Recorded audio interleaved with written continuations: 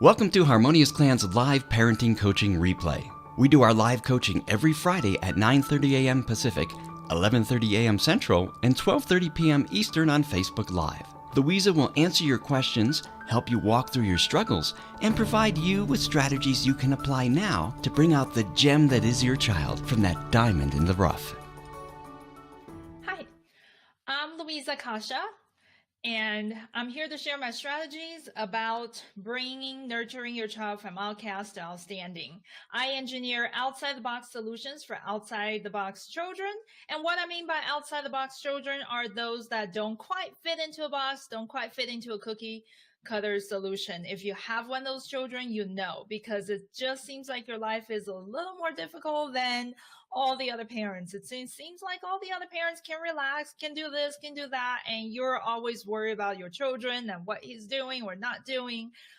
Those are what I call the outside the box children. They're usually very intelligent, but they're also a little difficult to deal with and have trouble with different aspects of their lives. So I'm here to share my strategies on how to bring those children from outcast to outstanding. I am actually an engineer. As part of being an engineer, I have had an engineer career and engineering training. As part of that, my specialty is that I really like to look under the waterline. I really like to look into the root cause of what's causing children's behavior to be a certain way.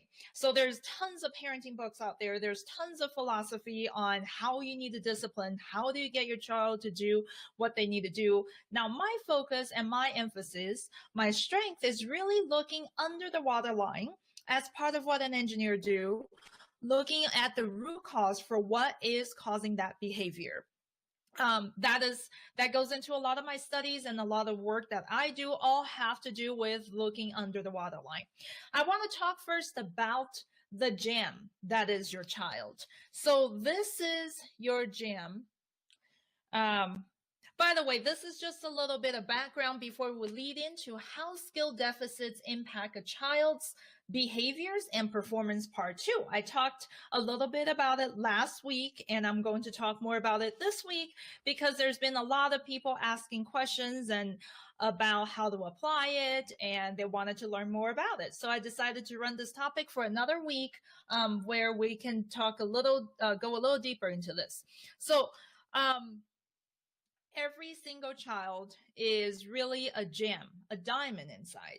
But what you're not always seeing that. A lot of times we're seeing children in trouble and they have behavior issues. They just don't seem quite like the gem that they are. And you know there's something inside of them. You know they're smart. You know they're talented. You know they're far more capable, and you know they're beautiful inside. But it's not really showing out. That's because there's a lot of rough surface outside of it, right? Diamond in the rough is what that is. Now that rough surface outside of the diamond, that is your child. This is the diamond inside. All of that rough surface is what we call the behavior. Is what we call all the behaviors that you're seeing outside. So if you are seeing a ton of behavior outside of that diamond that is inside, it's kind of hard to see that gem that's shining, right? It's kind of hard to see that gem that's inside, that is your child. The behaviors that you see outside are really only the tip of the iceberg. You do not realize how much goes on underneath the waterline. One of my kids got very into the Titanic, to study out Titanic, and he showed me a picture of the iceberg that it hit and was wondering why did that happen. And I don't know the details of Titanic, but I told him that the iceberg, the tip of the iceberg is only a little bit that you see. So if you drive a ship over and you think you can get around, that's not really true because you're not seeing everything that's underneath. And it's usually huge. There's a huge amount of stuff that's underneath. As an engineer, again, I like to look into the root cause, and I like to look into what's under the waterline. I don't like to just fix what's at the tip of the iceberg. I don't like to use strictly and only disciplinary methods to fix their behaviors. I really like to dig in underneath to provide the children with the support that they need in order to succeed. If you can address everything that is under the waterline, your child's behavior would get fixed. Because the trick to fixing your behaviors is to look under the waterline and what's causing that. Now, amongst the things that could be causing that, there are needs that are unmet. There could be some success paradigm that needs to be happening for the child. In my book, Outcast Outstanding, the practical guide to understanding and addressing the drivers of your child's behavior, really talk much more in depth into all the layers that's underneath. Today, I just want to focus on the slice of it that's called the skill deficits. Skill deficits, the skills that your child could be missing. Have you ever in your entire life showed up at work one day to a job that you felt like you couldn't quite do the job? You felt like, well, they're asking you to use this new program or this new app, and you're not really sure how to do it, and you're not really sure how to do the job, and you just haven't been trained enough. You're just new at it. Have you ever felt that way? I know many of us have. I certainly have showed up at a job when I had to do something and didn't really actually know how to use that tool, or didn't really actually know how to do that. Well, that's when you have a little skill deficits. It's not so much that you're a bad person. It's not that you're a bad worker. It's not that you're a low performer, but there's a bit of a skill there that you didn't quite get enough training in there, and you're missing a little bit of a skill. So how do you feel? I mean, I don't know how you have dealt with that. I know I have tried hiding away from it, trying to procrastinate, trying to not do it, trying to get around and trying to find other things to do. But the fact of the matter is, when you have a skill deficit in a certain area and you're asked to perform a job that requires that skill, you start feeling not confident. You feel badly about yourself. It may impact your self-esteem. When in reality, as adults, I don't know if when you were in that situation in the job, were you able to separate it and say, no, I'm not a bad worker. No, I'm not a low performer, but I just really need to pick up on how to do that, right? For children, they don't have the ability to differentiate that. For children, now the impact is not only in behavior and performance. Of course, they cannot perform if you're asking them to do the task without giving them the skills, the tools, and the prerequisites to do that. It doesn't just impact them from the perspective of performance. They definitely will not perform. They will not behave well. You're going to see them doing the same thing that I try to do when, as an adult, right? They're going to walk around the classroom. They're going to do some other things. They may start hitting children. They may start, all kinds of behaviors. They may have a meltdown. They may start a tantrum, whatever it may be. Your child isn't going to behave the way you expect them to. They're definitely not going to perform the task. In addition, it is actually going to impact their self-esteem because they're not analyzing it the way we are, and they're not saying, well, I'm just missing that skill and I'm fine once I pick it up. They are internalizing to themselves on how I'm not capable, I can't do it, I'm not good enough. So now your child has low self-esteem and they're thinking, I'm not good enough. Now, if the child goes through their everyday life through enough of these things that they're asked to do that they have a skill deficits in, what are we going to do to their self-esteem? They're going to accumulate a bunch of experiences that says, I can't do it, I'm not good enough. And that's becomes their outlook in life long-term if that's how they experience life. We don't want any children to get into that situation. We want to fix it for them. We want to help them feel successful. I talked about self-esteem in other sessions of coaching, but today I'm linking the self-esteem aspect with the performance. I should add self-esteem. I'm linking the self-esteem aspect to their behavior performance and the skill deficits being the root cause of it. If you can fix the skill deficits, if you can fill in on the skill that they do not have, then you can immediately fix their behavior. And once you fix their behavior, that means you are polishing off the roughness of the rock. And now, once the roughness is polished off, the real gem can come and show through. Now, that's your diamond in the rough, right? We all want our children to shine through with their inner beauty. We all want our children's talents to shine through. We all want them to live the fullest life they can. We want them to achieve their maximum and to do everything they can do in life. So what we really need to do is look at the underneath, what's under the waterline. In this case, we're going to focus on skill deficits. If we can fix it, we can fix their behavior, we can polish off the roughness, and with the true gem can come through. So my whole book, From Outcast to Outstanding, is addressing various aspects of what's under the waterline in order to bring out your true gem. Therefore, the book name Outcast to Outstanding is when we go through that process and now the gem come through. There's a lot of learning for a parent to do in terms of, well, what could be the things that are underneath and how can I support them better?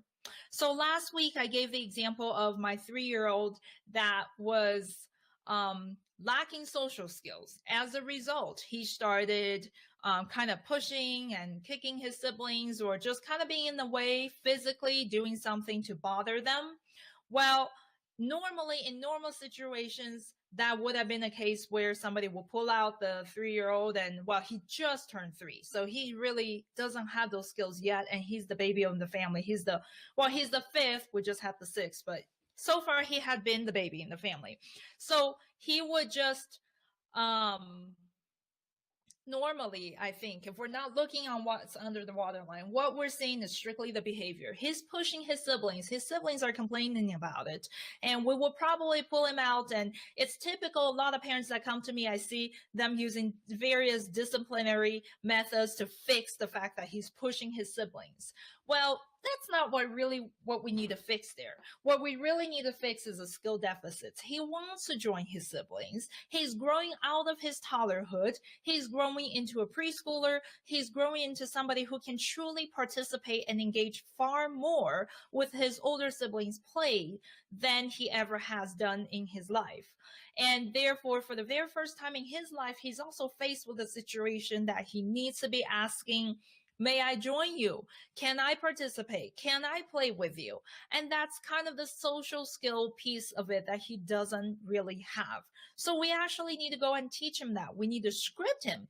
Hey, would you like to go join them? If you see them, his eyes are on them. I mean, you need to catch it before the behavior happens. He's looking at them. He wants to join them. Script them, give him something he can say, teach him, give him the skill, fill in on this slice of what's missing. Would you like to join them? How about you go ask? Say, may I join you? Can I do the puzzle with you? So then he goes and asks. Well, okay, so they're doing something quite advanced, and the siblings don't really have a way for him to participate because even though he asks nicely, well, that's not quite an activity that he can really know how to do and be an equal partner. Well, now I need to come back and fill in on the sibling skill deficits to engage somebody who is far younger and cannot do this task with you. And how do they have the skills to make this younger sibling feel as equal part and as an equal contributor and as a partner? Do they have the skills? So now if they don't, I need to go around to the sibling and say, hey, he just asked if he can join you. Would you invite him? Would you say, yes, sure. Maybe he can't find the puzzle piece that you're looking for, but how about you find it and give it to him and ask him to put it on for you on this spot? Right? You can slowly engage him. So this is an example where both parties needed the skill. There's been a lot of questions on how do I apply that? Well, the way you apply that is you look at you look at your child's behavior, you look at what's not really happening as you expect it to happen. And you can look at, okay, so what could be underneath that the child doesn't really know how to do? In the case of a lot of children that have sensitive divergent needs have sensory processing difficulties, and they have attention issues. A lot of it that I mentioned in my book will cause them as a result. Fast forward all the explanations of why and how and why this is happening, but fast forward, as a result, the child feels insecure, and the child may end up being very rigid in their routine. It's a very typical profile. I see a lot of these children, they're really rigid in what they believe to be the routine, how they believe things need to be done. And if you mess anything up, things wouldn't be right. For example, if you say, okay, when we come into the house, we first need to wash our hands, and then we need to use a restroom. Or if you're on the preschool playground, every time we come in, we'll wash our hands and we have a snack. If you were to reverse the order, if you were to say, I don't know, if you always are having a snack, then you do a craft, and then you reverse the order, you're going to do the craft before you have a snack, one of these children may just not be okay with it. They may just not be okay with the order that's switched, with something that's not going on a regular routine. For example, I have some of those children that's really difficult, especially when it comes to season change. Every time we go out on a hike, everybody gets their jacket on, everybody gets their coat on. Okay, so now season change, or one of those days it's especially sunny and we actually don't need it, and you tell those children not to, all of a sudden they're stuck. They don't know what to do because they're so into their rigidness of their routine, of what they do. And so it's part of the executive functioning that's now switching. You need to be able to realize, oh, okay, so he has a lacking in shifting. He has a lacking in shifting. In executive functioning, that is one thing, to shift gear from one to the other, to shift tasks. Sometimes that could happen to us too, to adults, when we want to do something. Well, for example, you're working on this task, and then now you gotta go to a meeting, and then you gotta come back to this task. Do you need some ramp up time to get back into the task after you have walked away to your meeting and then come back to it? Yes, you do. And it needs a little more time for some than others. That's called your transition time, your shifting time.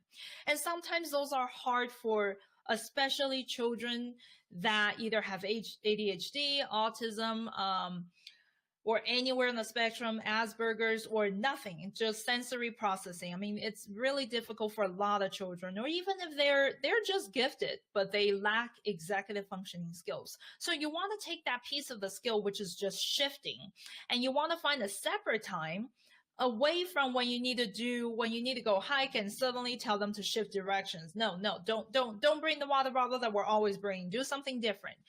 You cannot do it in the instant that you need them to use the skill. You need to take time outside of the moments that they need to already be using the skills. You need to take time outside of that to practice that skill specifically. How do you teach that? The very first step is you need to talk to them about, hey, I know this shifting direction is very difficult for you. Depending on their age and their receptive level, you can either talk to them about what's challenging and talk to them about, okay, so how we are going to help you by practicing these skills so that next time we need to shift, it's not so hard to you. But if the child is quite young and you don't feel that they can comprehend or they can appreciate that, then maybe don't go there. What you do is you just find other opportunities to practice shifting. And you want to practice those things in a very low-key setting. For example, if you're always, a very simple example, you're always putting your cereal into the bowl first, and then you put your milk next. Well, next morning, try shifting it. Try putting the milk in, cereal next. See how the child responds. As the child is able to respond to tiny little shifts like that, you increase the challenge and the dynamics of the shift. And each time they're able to do that, you say, oh, wow, great. We usually put cereal first, not milk, but today I had to get milk in first, and you were flexible about it. Really appreciate that. So you acknowledge their effort to be flexible. You're also narrating to them. You're doing a whole lot of teaching on the fact that they're being flexible in that tiny little incidents. I know that doesn't mean a whole lot. Maybe many kids would be okay with that. I'm not sure. But you want to pick something that's very, very small, very, very incremental that they can be successful in. In that case, if they're sitting there just watching you, well, great. They're successful. They're not throwing the fit. They're not telling you, no, cereal go first, right? You immediately praise them, narrate it for them, let them know what you're doing here is called being flexible, and let them know that give them credit for it. Let them know that you really appreciate that. So next time, maybe you go out of the house, you get your dog, you get the leash. Maybe you put the leash on the dog first, and you put the jacket on next. Well, this time reverse the order. And if your child is okay with it, again, you praise them. So throughout the day, you want to find tiny little things that practice that little bit of flexibility that they're missing. And as you practice them, give them tons of praises and success to let them know. Now, when you get to the bigger tasks, to things where if your child enjoy Lego or art and they're in the middle of the Lego and all of a sudden you have to call them dinner, well, that's a shift. They have to be flexible enough to not finish building that little project that they're building. They need to be flexible enough to say, okay, I'm going to stop right here. I'm being called for dinner. I'm going to go. Or we need to go to my game. I'm going to go, right? So those may be a far more challenging situation for a child. But then, you can, if you have done a ton of little situations that build up that success, slowly and incrementally, you can move into the bigger ones. However, before you move into the bigger ones, you got to give them heads up. You got to pre-teach and front load them and let them know, hey, you know what? Remember all the times you've been really successful when that was supposed to happen and it didn't, and you were flexible about it. We're supposed to do this first and we didn't, and you were flexible about it.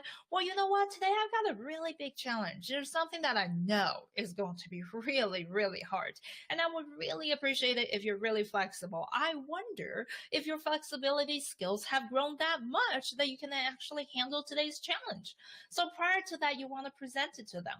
Now, while they're wondering what you're talking about, well, here's the deal. I know that you're in the middle of playing this Lego. I know you're in the middle of building that ship and you really want to finish it. The thing is, dinner's ready and we got to go eat. So what do you think? You think you're flexible enough to just drop that and go? And, if you can slowly introduce it with tons of success experience under their belt, when those kind of situations come up, you can ease them into it, right? And they may be thinking, oh, wow, you're front loading them with all the success they've had. Oh, yeah, I'm a flexible person. Oh, yeah, I can do that. Yeah, I can shift gear anytime. And now you drop the bomb. Hey, yeah, you got to drop that. You can't finish building your Lego. We got to go eat. And the child will be a lot more receptive than if you didn't. So that's one application for a lot of parents that have trouble with these kids that are such perfectionists. I mean, they're perfectionists. They're great at what they do and they really want to finish it. Or if they get into a task and they can't get out of it, they can't switch, which is really, really common. I hear a lot about it from a lot of children who are on the gifted range, a lot of children who are on the autism spectrum range, specifically cannot shift gear, and children with attention issues, ADHD, children with sensory processing. There's tons of categories of children that cannot shift gear for various reasons. But it all comes down to, well, can you train them to shift gear? Can you train them to be flexible? Can you feed them with tiny little bit of success so that they have the flexibility under their belt, right? Now, if you can do that, you are going to slowly and see more and more of your gym. Less and less of those power struggle, those parenting, frustrating moments, and those moments feeling frustrated both from the parent side and from the child side, and those moments building just bad feelings about, well, I got to keep correcting you and nagging you. And then the child is feeling, well, I'm constantly corrected. The key is you really need to spend the time. You really need to spend the time. And what I had explained to you takes a whole lot of time to go and, hey, let's really be patient about it. Let's really look at what's missing. Let's look at how we can incrementally improve and give you the tools and the skills you need to either do your math or be flexible, or, whatever it may be. Even coaches, swimming coaches, they break up the drills. You may do paddle one day. You may do just kicking alone, kicking one arms alone, breathing several laps alone. Those are all just drills that we break down. So if coaches do that to athletic performances, when you break into various skills, when I used to swim in the swimming team, we used to just the coaches will have another drill that's kicking off the wall and going. Well, we will practice that alone and to see how far you can get, or to practice when you get to the end of the lane, you're going to turn. You know that even in soccer team, you break down all of that. Why would you not do that to your child's everyday life? The skills that they need to get through their everyday life, to transition, to get out of the house, into school, back into the house. If you have trouble in those areas, there would be skills that they're missing. Even when, why couldn't they do their homework? Well, let's look deep down. Well, that's a totally different topic, but we all need to look into the skill deficits of what is hard for them. What can they not do? And I know this takes a lot of time, but I really want to urge you to do that, because what you're buying instead is a great self-esteem. They're feeling repeatedly successful, and that gives a totally different outlook to your child's life. You want to send your children off with a great outlook of life and with a great reflection about themselves, right? There's another example at the dining table. Sometimes, I get a lot of questions about sibling rivalry, and a lot of it has to do with even just little squabbles that they do, little quarrels, little fighting, arguing that just get you. It's just really crawl under your skin, because it's like, why are you arguing over that? It's so not important. For example, we're driving and I will have to think I'm not the only one who's had it, because I've heard that story before. And one day it actually happened in my own house when we were driving, and it's a long drive. And so somewhere in those couple hours of drive going somewhere, one of the kids go, "Mama, he's not letting me look out his window." And, or, "Mama, she's looking out my window." And it's like, why are we arguing over that, right? It's pretty common that children, siblings, especially siblings of close in age, they like to argue with each other. Well, can we look at that sibling rivalry situation, or that just little squabble kind of bad habit situation, and look deep down and say, hey, what's the skill missing? The skill that's missing there is a very refined skill of reflecting and validating what other people are saying. Sometimes us adults don't even have that skill. Sometimes your friends are talking about something, our friends are talking about something, and or our spouses especially, and then we're not really validating what they're saying, right? So you don't feel heard if your spouse isn't really validating what you're saying. Same with the sibling situation. They need the skill of reflection. So we taught our kids the other day how to reflect. So we had to teach, for example, one of them came out with his jammy or pants or lounge around at home kind of pants. So he came out and he's like, well, hey, I changed into my jammy pants. And then another brother looked at him and go like, no. Those are your just stay-at-home lounging pants. And I'm thinking, what's the difference? We don't need to argue over that, right? So I had to teach that child how to validate and reflect what he's saying. For example, what would I say about that? I'd say, oh yeah, I do. I see that you changed into your jammy pants and it's got dinosaurs on it. You pick your dinosaur jammy pants today. Instead of saying, no, they're not your jammy pants. They're your stay-at-home pants, right? So that's a skill that the child, the sibling, everybody needs to learn. If somebody says, hey, I had a crappy day today. And what would you say? I mean, I've heard children going like, "No, you're not. No, that was good." Well, instead of saying that, can we practice the skill of validating or reflecting? Say, "Oh, really? You had a bad day today. Oh, wow. That must have been awful." Those are comments that you would make to reflect what another person's saying. We actually had to teach our kids reflecting means, look, you look in the mirror, you reflect your image back, right? So when somebody says something to you, you reflect it back right back to them, the same thing as what they said to you. You kind of reflect it back. So yeah, I had a bad day. Oh, really? You had a bad day? Well, that must have been awful. Oh, yeah, you look like you had a bad day. I mean, whatever it is that they say, they need that skill. Now, do you think there would be as much opportunities, or do you think there will be as much of those annoying sibling squabblings if they all had the skill to reflect one another? I think there will be a lot less, because those are usually the situations that the bickering happens, right? One of them says something, the other one is disagreeing. One of them says something, the other one is correcting the kids. And it's like, well, if we all can learn how to reflect what another person is saying, less of that will be happening. So again, that's just another example of the behavior of sibling rivalry, the behavior of siblings squabbling and arguing over nothing. Well, can we look at the skill deficits? I think maybe they lack some skills in reflecting one another. They will have better things to say about each other, right? If you have any more questions about this topic, please feel free to send me an email at Luiza, Luiza, at harmoniousclan.com.